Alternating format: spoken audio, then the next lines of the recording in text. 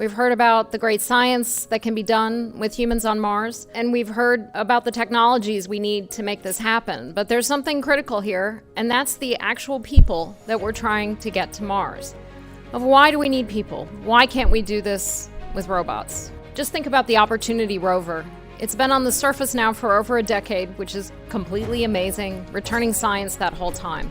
But in that time, it's gone a little over 26 miles. So think about what a human brings to the equation. Mobility, flexibility, creativity. I'm a field geologist. I go out and study volcanoes around the world, and I really have this bias that it's going to take a trained field geologist out there on the surface of Mars to really accomplish the science. So our crews every day up on the International Space Station are working on how do we get that human health element? How do we get humans to stay healthy for that 7 to 8 month journey to Mars?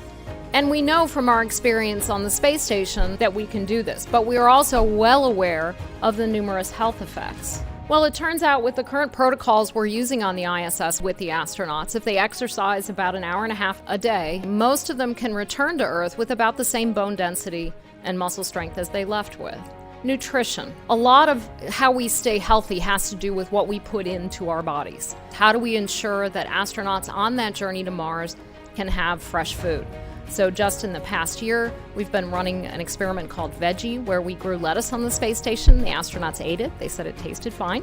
So we're doing things to really push what we understand about plant biology, translate that into how plants behave in microgravity, to really understand better how we can grow plants in space. Ocular health. The astronauts have a syndrome where some astronauts come back with some visual impairment.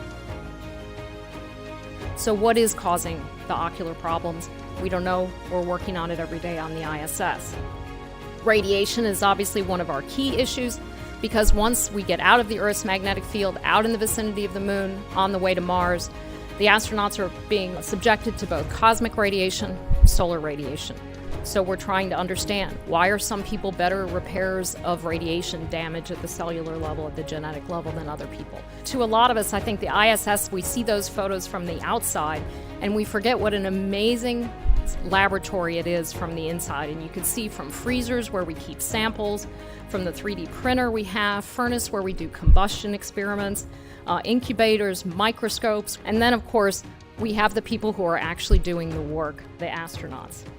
So all of this is getting us to this point of getting humans ready to go on that long journey to Mars.